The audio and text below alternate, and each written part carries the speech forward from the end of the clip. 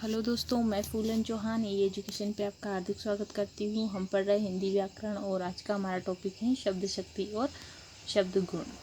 सबसे पहले हम शब्द शक्ति के बारे में पढ़ेंगे, तो आइए जानें शब्द शक्ति क्या है। दोस्तों, शब्दों के अर्थ का बोध कराने वाली शक्ति को शब्द शक्ति कहा जाता है। ऐसी शक्ति जिसके द्वारा हमें शब्दों के अर्थ का बोध होता है, शब्दों के अर्थ का ज्ञान होता है, उसे शब्द शक्ति कहा जाता है।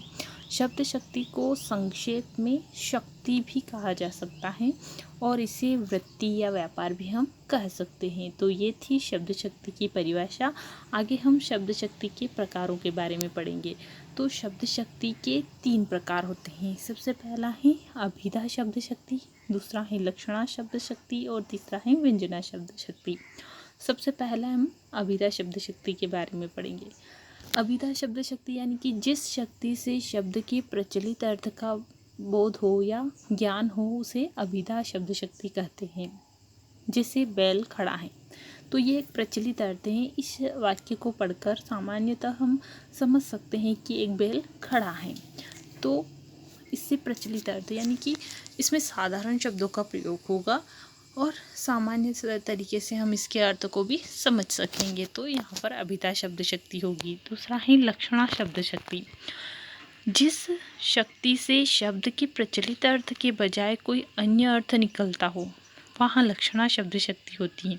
दोस्तों, जहाँ प्रचलित अर्थ है यानी कि किसी भी बात को हमने कहा और वैसे की वैसे ही वही उसका अर्थ है, तो वह अभिधा होगी। लेकिन जो बात हम कह रहे हैं उसका वो अर्थ न होकर कोई अन्य अर्थ हो, तो वहाँ पर लक्षणा शब्द शक्ति होगी। जैसे सुदेश बैल है, सुदेश नाम के व्यक्ति को बैल की उपाधि दे दी गई है। तो अब यहाँ पर सुदेश बैल है ऐसा कहा गया है, तो इसका मतलब ये नहीं हुआ कि सुदेश नाम का व्यक्ति बैल की तरह दिखता है, उसके 4 पैर और 1 पूँछ है। नहीं, सुदेश नाम के व्यक्ति के गुणों के कारण, उसके लक्षणों के कारण, उसके व्यक्तित्व के कारण उसे बैल की उपाधि दी गई है। तो यहाँ पर लक्षणा शब्द शक्ति होगी। यहाँ पर प्रचलित अर्थ तो ये हुआ कि सुदेश जो है बैल की तरह दिखता है, परंतु हम यहाँ प्रचलित अर्थ की बात नहीं कर रहे।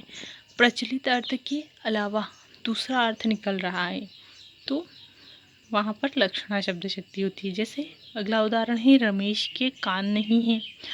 तो इसका जो एक प्रचलित अर्थ ये होगा कि अगर हम प्रचलित अर्थ की बात करें तो इसका मतलब ये होगा कि रमेश के कान नहीं है, यानी कि भगवान ने उसके कान बनाए ही नहीं। परंतु ऐसा नहीं है। इसका आशय ये हो रहा है कि रमेश जो है वो सुनता नहीं है, बहरा है, तो इस कारण से उसे ये बोला गया कि रमेश के कान नहीं है। तो यहाँ पर लक्षणा शब्द शक्ति है, क्योंकि यहाँ पर प्रचलित अर्थ की बात नहीं की जा रही है, प्रचलित अर्थ के बजाय अन्य अर्थ की बात की जा रही है। फिर लक्षणा शब्द शक्ति भी 2 प्रकार की होती है। पहली है रूढ़ा लक्षणा और दूसरी है प्रयोजनवती लक्षणा। सबसे पहली है रूढ़ा लक्षणा। जहाँ रूढ़ी के कारण मुख्यार्थ से भिन्न लक्ष्यार्थ का बोध हो, वहाँ रूढ़ा लक्षणा होती है। रूढ़ी के कारण, प्रथाओं के कारण किसी मुख्य अर्थ के बजाय भिन्न अर्थ का बोध होता है, वहाँ पर रूढ़ा लक्षणा शब्द शक्ति होती है। जैसे भारत जाग गया, तो यहाँ पर भारत जाग गया का आशय ये हो रहा है कि भारत देश का विकास हुआ है, भारत के सभी व्यक्ति में चेतना जागृत हुई है, वो अपने अधिकारों के प्रति सजग हो गए हैं। ये इसका अन्य अर्थ हुआ। वह हरिश्चंद्र है। वह हरिश्चंद्र मतलब वो हमेशा सत्य बोलता है, इसलिए उसे हरिश्चंद्र की उपाधि दी गई है। राजस्थान वीर है। राजस्थान वीर है मतलब राजस्थान जो है वीरों की भूमि है, तो इसीलिए यहाँ पर राजस्थान को वीर कहा गया है। जो रूढ़ा लक्षणा शब्द शक्ति होती है उसका सर्वाधिक प्रयोग लोकोक्तियों और मुहावरों में किया जाता है। फिर अगला है प्रयोजनवती लक्षणा। जहाँ प्रयोजन के कारण मुख्यार्थ से भिन्न लक्ष्यार्थ का बोध हो, वहाँ प्रयोजनवती लक्षणा होती है। जहाँ किसी विशेष प्रयोजन से कोई बात बोली जाए और उसका मुख्य अर्थ से भिन्न कोई अन्य अर्थ होता है, तो वहाँ पर प्रयोजनवती लक्षणा शब्द शक्ति होती है। जैसे यह ताजमहल कब पूरा होगा। किसी घर का कार्य चल रहा है और बहुत समय तक चल रहा है, तो किसी ने ये कहा कि ये ताजमहल कब पूरा होगा, तो एक प्रयोजन विशेष से बोली गई बात है। तो इसलिए यहाँ पर प्रयोजनवती लक्षणा शब्द शक्ति होगी। फिर उसका दिल तो पत्थर है, तो यहाँ पर दिल पत्थर का बना हुआ नहीं है, लेकिन किसी प्रयोजन विशेष से को लक्ष्य करके ये बात बोली गई है कि उसका दिल तो पत्थर है। तो यहाँ पर प्रयोजनावती लक्षणा शब्द शक्ति होगी। फिर अगली है हमारी व्यंजना शब्द शक्ति। जो तीसरा प्रकार है वो है व्यंजना शब्द शक्ति। व्यंजना शब्द शक्ति वहाँ प्रयुक्त होती है जहाँ वाक्य तो साधारण होता है, लेकिन उसका प्रत्येक पाठक अथवा श्रोता के लिए अपना अपना भिन्न अर्थ होता है। इसमें उत्पन्न भाव को व्यंग्यार्थ कहा जाता है। दोस्तों, यहाँ पर व्यंजना शब्द शक्ति में साधारण से वाक्य प्रयुक्त होते हैं, परंतु उन वाक्यों का अर्थ जो है वो प्रत्येक व्यक्ति के लिए भिन्न होता है, और इसमें जो उत्पन्न भाव होता है उस भाव को व्यंग्यार्थ कहा जाता है। जैसे एक उदाहरण है, सुबह के 8 बज गए हैं। तो ये एक साधारण सा वाक्य है, परंतु इस वाक्य का प्रत्येक व्यक्ति के लिए भिन्न अर्थ हो सकता है। जैसे स्कूल जाने वाले बच्चों के लिए 8 बज गई है सुबह का, तो यानी कि स्कूल का टाइम हो गया है। मजदूरों के लिए मजदूरी करने का टाइम हो गया है। खाना बनाने वाली और घर में काम करने वाली या खाना बनाने वाली जो औरतें होती हैं उनके लिए खाना बनाने का टाइम हो गया। तो प्रत्येक व्यक्ति के लिए भिन्न भिन्न अर्थ यहाँ पर प्रकट हो रहे हैं, तो जहाँ व्यंजना शब्द शक्ति होगी। तो ये थी हमारी शब्द शक्ति। अब अगला हमारा टॉपिक है शब्द गुण,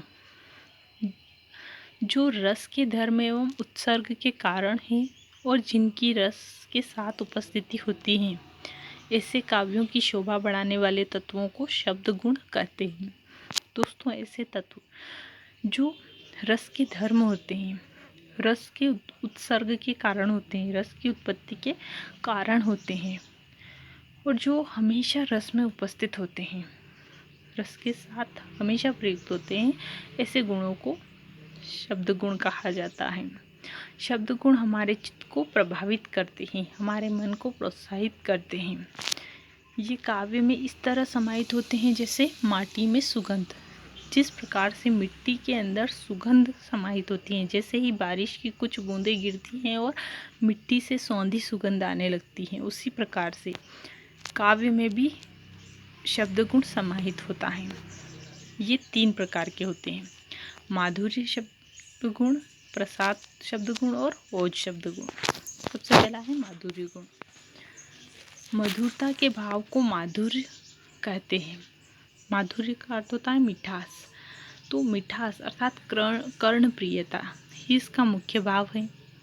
जिस काव्य में श्रोता श्रवण से आत्मा द्रवित हो जाए उसे माधुर्य गुण कहते हैं। दोस्तों, ऐसे काव्य जिनको सुनने से, जिनके श्रवण से या जिनके पाठन से हमारा मन जो है एकदम द्रवित हो जाए, प्रसन्न हो जाए, खुश हो जाए, वहाँ पर माधुर्य गुण होता है।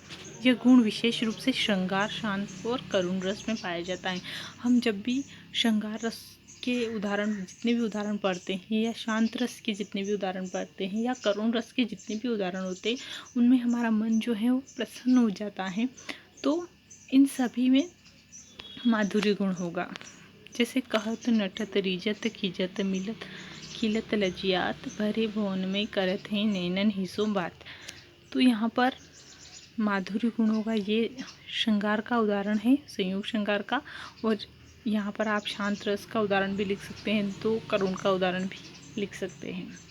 तो इनमें माधुर्य गुण होगा। अगला है ओज गुण।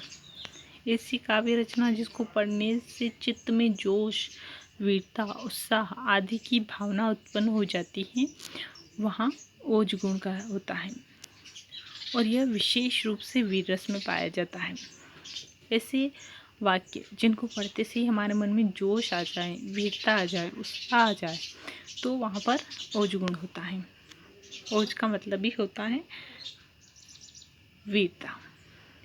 जैसे महलों ने दी आग, झोपड़ियों में ज्वाला सुलगाई थी, वह स्वतंत्रता की चिंगारी अंतर मन से आई थी। महलों ने आग दी और झोपड़ियों में ज्वाला सुलगाई थी, स्वतंत्रता की जो चिंगारी थी वो अंतर मन से आई थी। तो ये एक तरीके से वीर रस का उदाहरण है, और वीर रस में जोश होता है, तो यहाँ पर ओज गुण होगा। ये जो ओज गुण है वो वीर रस के साथ साथ रौद्र, भयानक और विभत्स रसों में भी पाया जाता है। फिर अगला है प्रसाद गुण। प्रसाद का अर्थ ही प्रसन्नता या निर्मलता। ऐसी काव्य रचना जिसको पढ़ते ही अर्थ ग्रहण हो जाता है, वहाँ प्रसाद गुण होता है। ऐसी काव्य रचना बिल्कुल सामान्य से पढ़ने से मात्र से ही उसके अर्थ हमें ग्रहण हो जाए, अर्थ मालूम हो जाए, वहाँ पर प्रसाद गुण होता है। और प्रसाद का अर्थ भी होता है प्रसन्नता या निर्मलता। अर्थात जब बिना किसी विशेष प्रयास के काव्य का अर्थ स्वतः ही स्पष्ट हो जाता है तो उसे प्रसाद गुण कहते हैं। हम कोई विशेष प्रयास नहीं कर रहे हैं और हमें अर्थ पता चल रहा है तो वहाँ पर प्रसाद गुण होगा। जैसे नर हो न निराश करो मन को, काम करो कुछ काम करो, जग में रहकर कुछ नाम करो। तो यहाँ पर इन पंक्तियों का आशय जो है हमें आसानी से स्पष्ट हो रहा है कि यहाँ पर व्यक्ति को निराश होने के लिए नहीं कहा गया है, बल्कि कुछ कार्य करने के लिए कहा गया और जग में रहकर अपना ऊंचा नाम करने के लिए कहा गया। और प्रसाद गुण जो है वो समस्त रसों में और समस्त रचनाओं में पाया जाता है। तो ये था हमारा रस, शब्द गुण और शब्द शक्ति।